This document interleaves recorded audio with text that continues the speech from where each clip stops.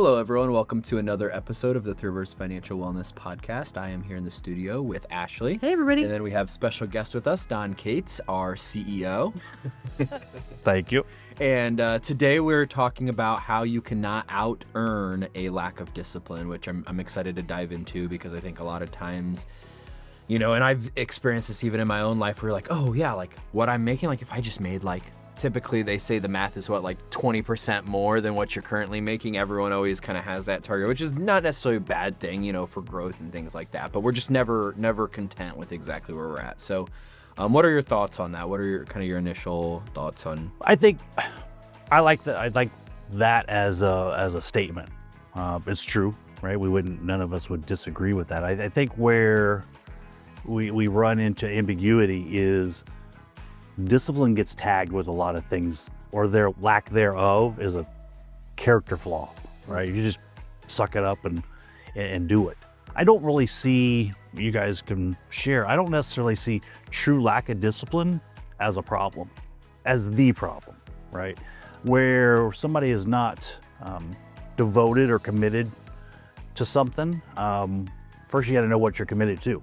What is the plan? So I get a lot of people, we've talked about this often, I have a lot of waste, or I spend frivolously on this, and they in themselves will sit there, I don't have the discipline to stick to it. Well, what are you sticking to, right? If I have a plan that I've committed to and there's a reason for it, now I have something to be disciplined to. If I don't have a plan, then you're just kind of being sloppy and lazy. That's not necessarily a character flaw. You don't have the discipline to do that.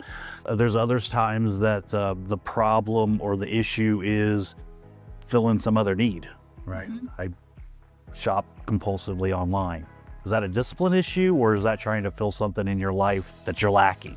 So I think discipline gets tagged a lot where that's not the true underlying issue. Either I don't have a plan that I'm committing to. So when people make quote bad decisions, it's not run through the filter. I chose this over this. I just chose this. Yeah. I didn't make the choice of not doing this because I didn't even know that was an option. Right. So I think we always just have to dive down a little deeper and say, is this truly a discipline issue? Now, back to maybe it was a previous discipline issue. Now I got a hole to fill, right? And so I gotta get out of debt, or I've got to get out of this situation. I got to get out of this. That I'm going to have to buckle down and either go find more revenue, more income, part-time job, or something along those lines due to past issues. So is this a current issue, or are we solving for a past? So you guys know this. There's a lot of different scenarios and different reasons why we got to where we are, and what are we going to do to get out of it. It's funny, something you were talking about just reminded me of some conversations me and my brother have had lately, and they weren't even about finances at all, but they're so relevant of we kind of sometimes feel like we're living as witnesses of our own lives. Like I feel like we feel like, this is like a weird conversation. We were talking about how we feel like sometimes we're just like watching our own actions and watching our own words and not even being feeling like we're in control of them, but like they're just happening. And I think when we started talking about them, we're like, man, it comes down to the needs thing of if I haven't identified that my actions are a result of this need that I have not felt has been fulfilled, and now I'm just acting out of I really want that need to be fulfilled. And it's like I said, sometimes it's not that I'm sitting there and going, I am going to do this because I have this need that has not been met, and this will therefore meet my need. It's just subconsciously, my brain goes, impulse, yeah. you need validation, or you need whatever it needs to feel safe, and so doing something that makes me feel that way just naturally. So I think we sometimes have to pull ourselves, and I think even me and Brady sitting there having that conversation was really good because it kind of brought us out of this is the reality of where we're at, but we're coming out of it and realizing that we're living this. We've been doing a lot of personal financial wellness as a team. And so one of the branches that I went to, I was quoted already. So this is interesting to see what happens. But apparently I said something really smart. It was something around the idea, it's a 7 Habits of Highly Effective People thing, but it was about priorities. So it's okay if your priorities change, because a lot of people get stuck in I've got to save for my next car, and now I've spent all my money going out to dinner or taking my friends out or whatever. We talked about, okay, if your priorities change, that's okay. But you have to realize that your priorities changed, and then is that okay to stay that way? Right. And so if the answer is yes, that's fine. But then you know that money for your new car is not going to be there at the date that you thought it should be. And so in my mind, it's like, okay, well, this is the 7 habits part. What are the big rocks in your money life? Like, what do you have to make sure you put money towards? What are the small ones? And then what can fall off the table of things you don't need to be a prioritize? Well, I think one of the comments back from one of your classes was, I think the belief is they had goals, they set goals, didn't have them before, and I'm funding these goals, and those get funded first due to either being scared or lack of discipline. They had a fun goal. I mean, they had a fun account, Yeah. right? So they don't feel bad about it, right? Because that their plan is so structured. It's like people think, well, discipline means I can't do anything fun, right? I can't do this. That's not true. It's just make sure you're funding the most important things of which you've decided and you're good with. Just like you and your brother, this is what's important. That's getting covered. We're good. Yeah. So it's really just understanding where you're at and where you want to go. That makes it easier to be disciplined. Mm-hmm. Well, and it makes trips a lot more fun. Yeah, absolutely. When it's budgeted for, and you can say, "Man, we had $1,000 saved. We only spent $700. Now I have $300 of spending money I wasn't Or I'm counting going to on." get to the next trip. Yeah. faster. Yeah. Yeah. So, what do you see on the discipline side, Don, for things that people miss or that isn't happening that you would equate to the discipline side of our episode? Having that plan and knowing them at a level, and you guys do this more often and better than I have a plan to save. Don't have a plan to save, right? Because it doesn't work. It doesn't work. Yeah. At a detail level, I'm planning to have an emergency fund. That's not even good enough, right? I have an emergency fund because the last time I had to pay for that $400 car repair, which whatever it is, I think it's at $1,000. Half people cannot fund the $1,000. I was there once, I've been there twice, I've been there 3 times. I don't like it. And it takes a lot longer to get out of that hole. So why am I doing that? So I don't live through that again. Now I can be disciplined to not to go back and revisit that again. But without that plan and true core reason why that's my plan, right? Savings isn't a plan. Emergency fund's not a plan. Not going through that stress in my life is the plan or the goal, right? The plan is to get to the goal. That's the goal. Savings is not a goal. Emergency savings is not a goal. To have the freedom and flexibility and independence is the goal. I read sometime at some point, I don't know, I'm not a psychologist, I don't know if it's true or not, but I read that humans are twice as likely to run from pain than to run to even something good. Yep. So it's like if you sit there and like think about like, sometimes we like avoid like the pain of the past, but I think it's really helpful to be like, I know that sucked. Like I think there's something to recognizing that. We still are, as humans, designed to run towards good things as well, and it's important to establish, like you said, I think the peace and security and comfort of what that means. But yeah, and we talk about all the time whether it's in your career or whatever, motivation. And so I think motivation is the counter to discipline. I lack discipline. I don't know if you lack discipline, you're just not motivated to do this. 40% of the people that make $500,000 a year still live paycheck to paycheck. It's a big statistic. yeah, Right. wow. So people say, well, it's an income thing. It's not an income thing. Could you put, okay, we want to categorize it as discipline? Sure, but it's a lack of plan and commitment and motivation to achieve that plan and goal. That's all it is. We're just working with more zeros, more numbers. I mean, that's really, and I know that seems oversimplified because some people would sit there and go, I could really use some more zeros, or I could really use some more numbers, and I totally get that. And it's always math, right? Math is always going to fall back to the math. But I've worked with people that 5 years down the road from working with them, and they're still in the same spot. You sit there and say, how are we in the same spot? Like, do you make the same as you did 5 years ago? No, I make, maybe 20% more. Then how are we in the same spot? Maybe that's lack of discipline, but it was just lack of awareness. I didn't pay attention to it. It was 20%, it was 4% a year. Well, 4% is not much, it's another 4%, another 4%. And all of a sudden that equates to some real money. Again, maybe discipline, we weren't motivated, we just didn't pay attention. Lifestyle creep happens, right?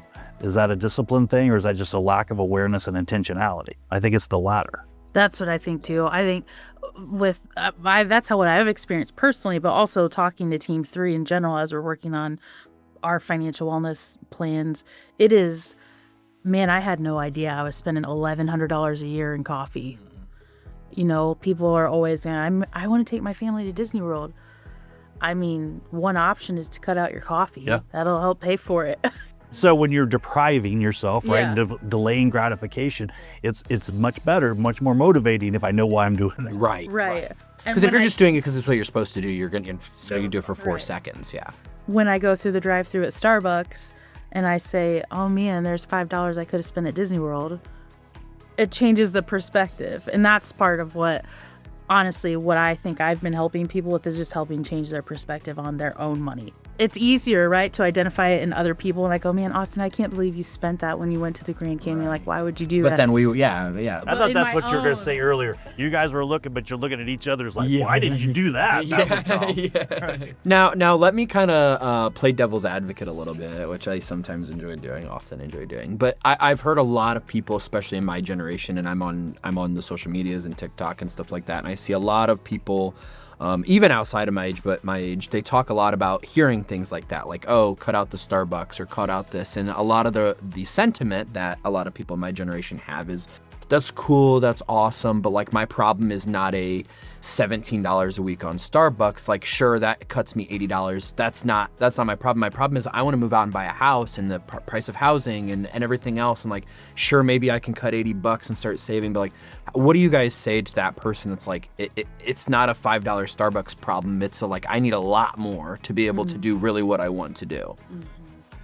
I would go back and challenge, why do you want to do that? It seems simple and it seems like there's an obvious answer, but there isn't an obvious answer because it goes back to math, right? And I get compare game that comes with social media. Well, you know, Ashley and Austin have a house. Why can't I, you know, you're not due or owed anything. And so is the house really important to you? Well, no, they just, you know, it's important to me because they got it and I don't. Well, that's not important to you. Right, I know there's people that what is important to me is this, and you can't do all things. But we could probably come close to allowing you to do the most important thing. Maybe not as often as you would like, because again, it's still a math problem. Right. Yep. But we can get to that. You're not going to get all four, but don't play the compare game. Right? We've said this, you know, personal finance is personal, not finance, or much more personal than finance. So what is it to you? What's important to you? What are you going to be able to? What are you going to want to commit to achieve it? Because if we're comparing it, well, that's what they got, or that's what, you know, I think I should have by this age because that's just fair. That's how it goes, or that's just how it's supposed to be. And I think that's kind of a TS issue, right? Yeah, and I think a lot of times people, even like to your point, when they're thinking about like, I want a house, like sometimes it's just like you said, why? Well, like that's what I'm supposed to do, or like that's what, you know, that's what the path is, or that's just like how it's always been. And that may be exactly true. And it may be I want a house because, you know, I think that's how people can build wealth. It's not untrue that that's a way to increase your wealth. That's not a wealth building idea, and that still may be true. But you know what? Cameraman here wants a tiny house. Why? Why that? Because it allows me to do what I really want to do. Yep. Then that's perfectly good with them. Could have 2,500 square foot and no trips, you know. But Right. like We've all I seen want it. 1,100 square foot and trips. It's very interesting. I think the why question is the most important. Yep. I know Austin and I have talked about the why now question is even more important than that. So why is it that you're pulling the trigger? Like one of our teammates is like buying a house, has said, do you have a down payment saved? Yep, I'm on it. I worked on that all last year and now I'm ready. I'm like, awesome, good for you. Why is it important? Because that's what I want. Yeah. Okay, why else, you know? And It's so got to be core. there's a lot more too. The house example is an easy one. Do you have a lawnmower? Do you like all the things that come with it? And so there's a lot more to think about than just, I'm going to buy a house. So it's been interesting to see how people are what they're prioritizing and How why. they're wired. And we're all wired a little different. And I think like what's, and maybe I'm even having this realization as we're having this conversation, but I think like as we talk about these things, it makes me realize how much of like my own actions and how much of actions of other people, like we aren't even, I think it just comes back to awareness. Like we're just not even aware of like why even as we were talking, like I was reflecting, like why did I buy a house? Yeah. I'm glad that I did. That did provide a core need for me, which was safety and security and things. I'm glad that I did, but it just had me reflecting, like why did I? So and why do I want to do the next thing that I want to do? If you understand what's important to you and the house isn't, then you're good with having a roommate and renting a place, or having 2 roommates and renting a place. Even if that's not what the world says you should do. Exactly. Yeah, because it doesn't matter to you. My husband and I just were talking about, and we're through the cold weather now, so we're fine. But Are we? in the winter, we were like, why do we live here? Like, why are we doing this? We hate the winter. What are we doing? And the answers were family and friends and work and other things that are more important than rhetorical living questions, somewhere. right? Yeah, no. Know the it was- answer. Yeah. Why do we? There isn't a reason. Well, why don't we move somewhere else? Exactly, Yeah. exactly. So You we found the had that reason. conversation. Yeah, but that was part of like, okay, well, this is why we're staying rooted here, because in today's world, you literally can just pick up and move. Like you can figure it out. Any other words of wisdom you have for us today? Did you get any yet? Always. No, I think it no different than all of our other conversations is really understand your relationship with money. If you self-diagnose or somebody diagnose for you that it's a discipline problem, really challenge that, right? I am a disciplined person in other parts of my life, or you know what? I'm not very disciplined in other parts of my life, so what can I do about it? Systemize it, automate it, so I'm not leaving it to my own devices. So it's really just understanding you and where you are in your journey. I love it. Awesome. That sounds like a great challenge to really think about and consider. Yep. So. Understand you, man. Just like you and your brother. Well, awesome. Well, thank you guys for listening, and we will see you guys here in a few weeks. Thanks for listening to the Three Rivers Financial Wellness Podcast. While we're excited that you join us on this journey of financial wellness, we do need to give you a short disclaimer. This podcast is for informational purposes only and isn't intended as financial, tax, or investment advice. Be sure to consult your own experts before making financial decisions. Three Rivers is federally insured by the NCUA and is an equal housing lender.